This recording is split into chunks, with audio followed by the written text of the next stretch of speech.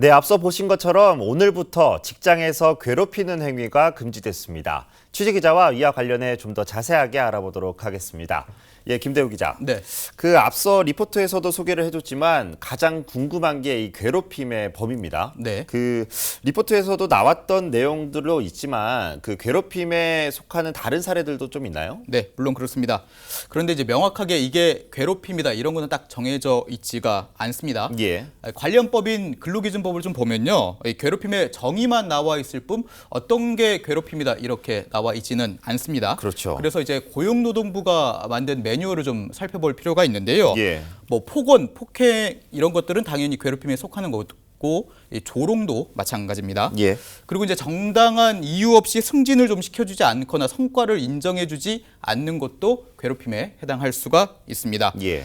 그리고 근로계약서 등에는 명시되어 있지 않는 허드렛 일을 시키는 것도 좀 조심을 해야 되겠고요.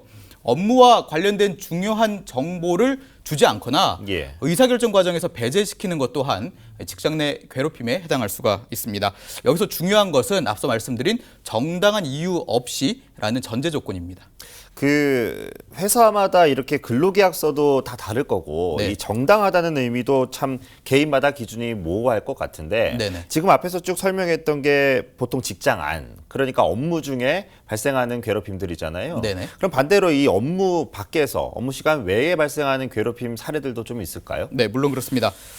자, 이 부분이 그리고 상당히 중요하다 이렇게 좀 말씀을 드릴 수가 있겠는데요. 흔히 예. 뒷담화라고 하지 않습니까? 그러니까 점심시간이나 퇴근한 이후에 뭐 직장 동료들이나 선후배들끼리 모여서 개인적인 사안에 대해서 특정인을 비방한다거나 어떤 이상한 소문을 퍼뜨리는 것도 괴롭힘에 해당할 수가 있습니다. 예. 이렇게 고용노동부는 예시를 좀 들고 있고요. 그리고 퇴근하고 회식을 하는데 무조건 이 회식에 참석해라고 강요하는 것도 괴롭힘이 될 수가 있고 예. 이 회식 자리에서 억지로 술을 먹이는 경우 또는 담배를 피우도록 강요하는 것 또한 이 괴롭힘에 해당할 수가 있습니다. 예.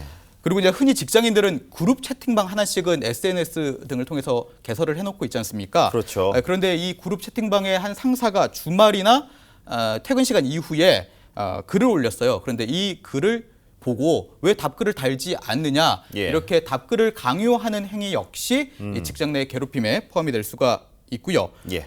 온라인상에서 모욕감을 주는 행위 역시 마찬가지라고 합니다. 그리고 흔히 이제 왕따 시킨다고 하지 않습니까? 예. 그러니까 집단으로 따돌리는 행위 역시 직장 내 괴롭힘에 해당할 수가 있는 만큼 조심을 좀 해야 될 것 같습니다. 그러니까 이 앞서 계속 말씀드렸던 게 직장 안에서 직장 밖에서 업무 시간 외에 내에 발생할 수 있는 괴롭힘인데 만약에 이런 괴롭힘을 실제 본인이 당했다면 네. 어떻게 대응을 또 해야 되고 만약에 그 괴롭힘을 가한 직원이 있다면 어떤 처벌을 받게 되나요? 먼저 괴롭힘이 발생한 이후의 과정을 좀 설명을 드리면요. 예. 먼저 직장에서는 이 괴롭힘이 발생을 한 것에 대한 신고가 접수가 되면은 즉시 사측은 신고에 대한 사실관계를 조사를 해야 됩니다. 그렇겠죠. 이때 해당 괴롭힘을 신고한 근로자나 이 괴롭힘을 당한 피해 근로자를 해고하는 등의 불리한 처우를 해서는 안 되고요. 예. 만약에 이를 위반하게 되면 3년 이하의 징역이나 3천만 원 이하의 벌금에 처해집니다. 예. 또 사측은 이제 괴롭힘을 당한 근로자를 좀 보호하기 위해서 어떤 근무 장소를 좀 바꿔준다거나 유급 휴가를 주는 등의 조치를 좀 취해야 하고요. 예. 그런데 이제 방금 말씀드린 거는 피해 근로자에 대한 조치지 않습니까? 그렇죠. 그렇다면 가해 근로자는 어떻게 되느냐? 예. 이 부분 아까 이제 앵커도 질문을 주셨는데 예. 이 부분에 대해서는 명확하게 법적으로 명시돼 있는 부분이 없습니다. 다시 말해서 어떤 뭐 징역형이나 벌금형 등의 어떤 그런 처벌 규정은 이번에 개정된 근로기준법에는 나와 있지 않고요. 예. 다만 사측이 조사한 결과 이게 괴롭힘이다라고 결정이 되면은 이 사측은 가해 근로자를 징계해야 합니다. 그러니까 이게 사내 징계만 있을 뿐 법적인 구속력은 없다는 거네요. 네네. 예.